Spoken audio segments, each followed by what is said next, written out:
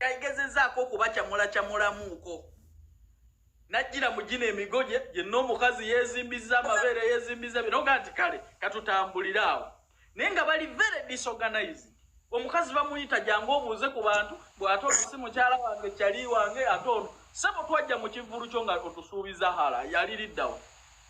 kubanga era ala y'ensonga lwaki wa stage nga bino byonna ffe twali hala baaganye Buganda kujja abeewaabwe ssebo hala baaganye Buganda abeewaabwe kujja naye nga nabagamba ntya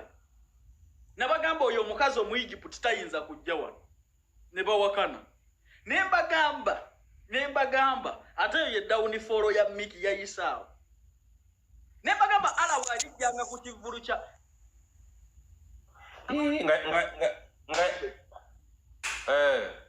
nembagamba abo abantu obusosoze bwabwe ne bwomuwa following n'omumanyisa tayinza kujja wano Uganda bwaze kukujjako kivulu kyo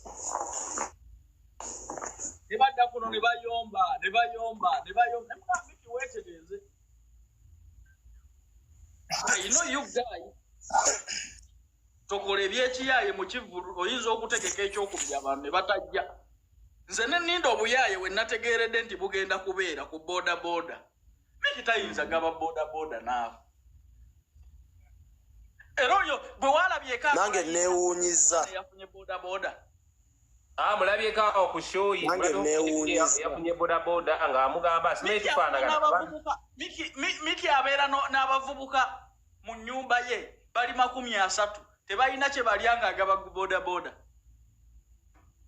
ne ku posta teyabateekako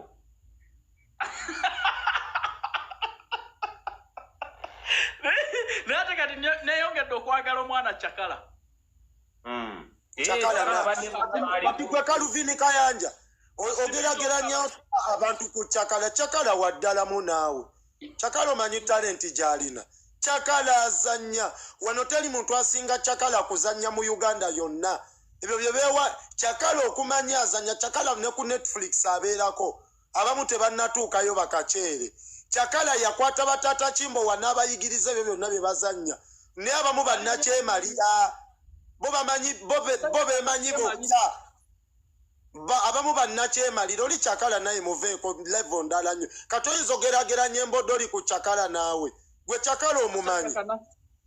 Chakala litalenta naawe leka nno naawe laba nekannyonnyola abantu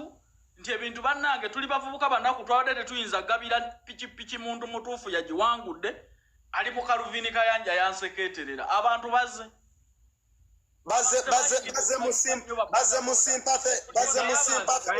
Kayanja nga siwaayiriza naye abantu nalabyemu abantu wansi ne waggulu abantu bamaze ne bajja sawa nga kunyaawo eri waggulu eri ku kalina waliyo omuzikiti babadde bava kusala ttalaweehe nga basiramu bave bajja tibabadde bangi eri wabaddeyo omuzikiti kivulu ki kyomanyi wano mu Uganda ng'emiryango okuggulwawo okubeera open abantu bayingirire bwereere kigulwawo ku ssaawa 4 naye yajjuza nga twogera amazima nga simuwayiriza abadde basala Laylatul Qadr nga balinda mwezi kati abasiraamu ne bakuluma mwabadde mubajja tibangi n'ababoda babadde ku stage nga balina beetalaatalaawo kubajjukira wali wabaddewo ekivulu ekkololo wabaddewo ekivulu kati nga baboda beewuuba babadde bava mu bivulu byeri yabadde very stressed and disappointed young man bannange nga siwaayiriza Mikie abantu babaddemu mu show wansi ne waggulu bajjudde nze nalabye basiraamu kuba eyo waliyo omuzikiti ate wabadde ekiro kya Laylatul Qadr nga balimu ababoda bange Kayanja gamazima wadde akakavubuka kanvumye nga sina kyenkakoze ne abantu bo babaddemu wansi ne waggulu bo babaddeyo naye nze kyenkanenyaako keekuba katya ku posta nga kalina bannaako bekazannya nabo bekaludde nabo nekeekuba kokka ku posta ate gamba oli omwami ye ku bivulu by'abanne tagenda naye bambi Chakalako kagambye kakalage one love ne kagenda naye ng'ewabanne yalaga nti wakabi tagenda gwe weewunye lwaki newali oweewunye lwaki newali ye niyava era waliyo ebyaliwo lwaki teyayisa lye waliwo era ebyaliwo bye yakola n'addukayo kati bukumpanya era byali bya ssente kayanja ne Rama kangambe bano abantu abali muno abagamba tiimu simanyi Mikie simu zitufaane simanyi biki nze sibadde na buzibu na Mikie nagenze mu show ye nenyumya naye back stage netwogeranga mu ng'omwana omuto kunze naye neewunyiza nnyo bwe mulabe ku live nga Mikie anvuma anjogerako ebintu ebitali bituufu naye nga gamazima Mikie alina banne bazanya nabo kumala ebbanga Mikie yeekuba atya ku posta mutwe gumu gukka nga gwe guliko kyekyali kintu tekola bonito mugamba mugambe banne okola nabo okoze nabo ebbanga ddene ku posta obeerako otya wekka kabata novuga amafuta agogenda omugambe alaba emmotoka gyenvuga obunene bwayo obumanyi nakiraba nene yakabi naye novuga emmotoka ofeeri omugambe kayanja ekifaananyi kwe beekubisiza abantu bifaananyi kuliko Mikie yekka owulira emabega back stage kwabaddeko Mikie yekka ku kifaananyi naye alina simanyi puma alina oyo omusajja owakaleva akeeru alinaani ye yekka sebamukulu nga yali ku posta kati oyo ayagaliza abantu ayagaliza banne sokoleke kayanja nga Jose Chakala yali ku posta ng'aliko ne banne bonna nga bwe bakola skiti Mikie yani abeera ku posta yekka ajja wano ku live okutuvumirira yabadde very disappointed mbu yabadde asuubira ono abeereyo naye ono ali Canada nti balina amaka edwe ani oyo balina amaka mu America ani oyo nga Mikie emifumbi gimuli bubi ono babi munaye yabadde ayagala awanika alage nti annaye sirabangako muntu akola concert nga munyiivu okufa obufi nga ye MC ye muzanyi ye MC yabikula kapeni yasimula tebo yatereza obutebe yasikali yalagirira kubanga ye muzanyi kyokka ye MC naye banage tesikirabangako kayanja ndaba wano abasirusiru mu komenti mbu Mikie mwana muto Mikie ayagaliza lwaki ku posta yabaddeko yekka olowooza banne tebagala kuba ku bifaananyi kambasomese kino nze omanyi njagala nnyo omwana oyo gwe bayita Chakala Landiroad Chakala wabyendako Kaluviini waba oyogera ku linnya lya Chakala muteekeko respect Landiroad omu bw'ati comedian gwe tuyitali mulala wadde amugeza nako nga ne waategeka ebibye tebinyuma ebyo libinyuma nnyo kati olaba Landiroad bwe yajja mu limelight bameka baleese era batuuseewa puma talina kyalya ng'ogaba bodaboda era abavubuka badde tebayinza kugigaba kyova olaba bodaboda yabadde n'obululu bubiri omuwala yawangudde bodaboda ne bagiwa omulala owaabwe yennyini mb'oluddeyo gy'obadde mu katebe ng'akalulunzi akalina tuwangula wano ebintu bya Coca-Cola ng'olina wakaawo waliwo gwe bagaa nti oluddeyo nnyo ewakaawo kati akalulu tukawadde mulala Mikie watu disappointinze nnyo nze uyo mwana ekibadde kimu atali yeni yabadde ajjirawa mu mboozi ze Kabaata anti mbu nagambye mbu nasanzewo abaana badde bagenda okukuba alien simanyi popo B mulabata n'atajja kati ye nze gye nabadde nabo kukubo lya Rabonita ye teyabaddeyo ye yayise ku alien agendeyo alien ajjirawa mu mboozi ze nze nkuyise sebo mbu yagamba musimanyi yatadde abasirikale mu parking simanyi buli wamu nga waliwo abasirikale kati ku kkubo gye twabadde kyagamba yategekera alien security walaga oba gyayimbira yamuteerayo security kuba ye yagenze kivulu kiringa ekyabadde ekya politics bantu kuleekaana kunyumya wali twabadde twagala content bazze mu kuyimba kitiibwa kya Buganda nakudda ku bya Bobi Wine ng'ate si bye gwabadde omulamwa kati tukakiddemu nga sali agenda kwogera Araba wabadde babavuka ku Rabonita abadde balinze alien bamukuba ebintu ku stage balage nti bamukoowa alien n'atajja ku show ya Mikie babadde era nayogedde nabo ku mmotoka yange nayogedde nabo ebweru ku kkubo ku Rabonita etegeza abadde amupangidde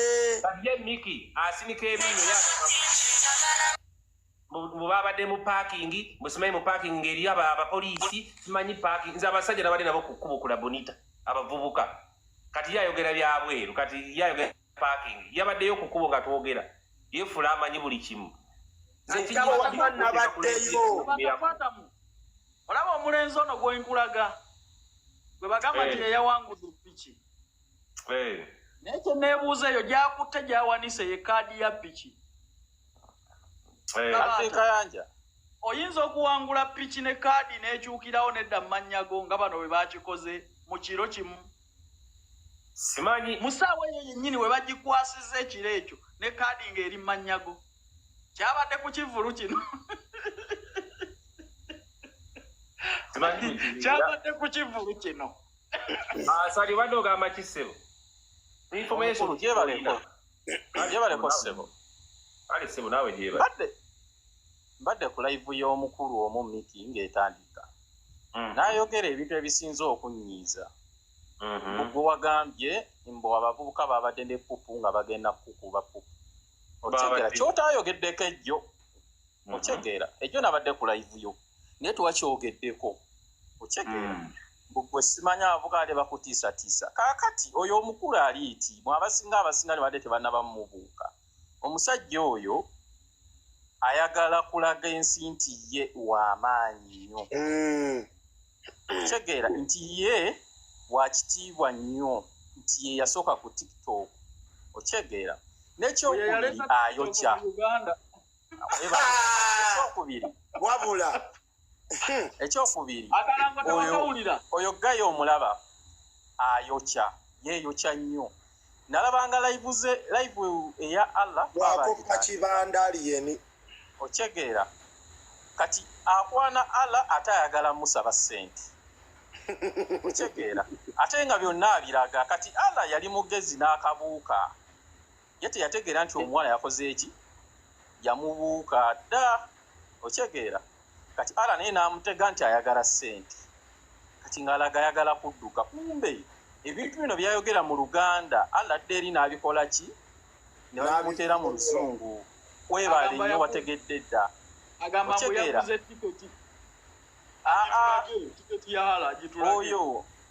oyo Allah omulaba Allah sifala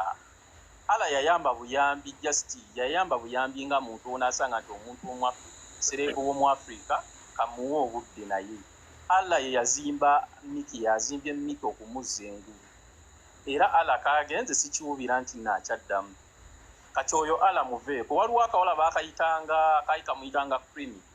okyegeera ng'anakagezaako ayagala kaleeta wano akawala ako n'atuuka ekiseera nga ayagala era kasaba ssente akayisa ssente ne kamubuuka ekyo ekiwala so kyali kikunama nnyo ne kimubuuka kati ekyo tekyadda ku live ye waliwo ekirala kyali oba kinaggana ne kimugamba nzija mu Desemba boyi yasaba ssente ku live nga ndaba zaali oba $10 10 bwamusimanya yabusamu issues koteina biki sokolindeko sali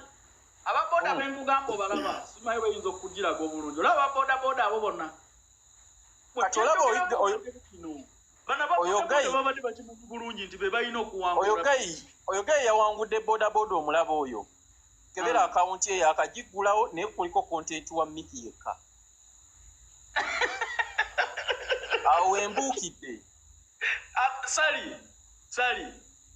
wali olabyeko ekirabo ekibeera n'obululu obubiri tekibangayo byonna abinyumiza naye nga ye wali olabaayo omukazi gyayinza okuwangula ekintu first option ne batasooka giwa mukazi tekisoboka ate tumuwemu ettaka ate tumuwemu ettaka ngakugamba njagala piki mani nigo oyo yes yakoze show yenze ngenda kugamba kimu yakoze naye alina okwetereeza ate first concert ye alina okwetereeza nga ye omuntu n'amanya abantu kye baagala bana enjagala nnyo taata Kimbowa Chakala balina ebintu byebazanya batuzaamu kibuuka oba oyogera ku Chakala oba taata Kimbowa gamba abanene abakyasinze abategeka ebinyuma mu Uganda ebakyasinze bono tewali abasinga bayitawe mu TikTok waddala teri amusinga Chakala waddala naye Mikie ovoota mu sheeyo esoose n'otandikirawo okuvuma bantu abali talina kikola abadde alina okutuula ne kabaata n'akugamba woba oyogera erinnya lya Chakala tomugeraageranya wano oyinza obba nga gwe wasookawo ku TikTok kuba neyiga ye yatandikawo ye yaba inspiring bamu naye yagwa eddalo naye ne Chakala waddala kati tabamanyi ate Chakala ayina baasudde oyo muniga ayina ennugu walaba nga Chakala waakabya ajja mwetungako Yiga Sharifu ye yaleeta Mikie yiga ye yatandikawo TikTok lwakuba yagwa ddalo naye nga yiga waddala ssebo ati abo abaana baali baddala basooka ku TikTok okyegeera naye nga bambi Mikie kyakoze si kirungi nange sikyagadde abadde akuyita ebbali ne mwogera nti kabaata bana era ibyo wakoze boti ne boti okyegeera ate nga tewakikoze kabaata njagala abantu bategeera obunnanfuusi bw'omuvubuka ono bwe yali ayita abantu okubayinvayitinga njagala tusome ffenna bino ebintu byabwe nze manyi yabagamba nti alajja abane kukya ala ne bwatandise anti gundi yaleeta omusomali yaddeire Uganda naye bino byako nga naye ayagala bikola ayagala kuleeta Uganda njagala tusome statement eri kuno Mikie yawandiika n'agamba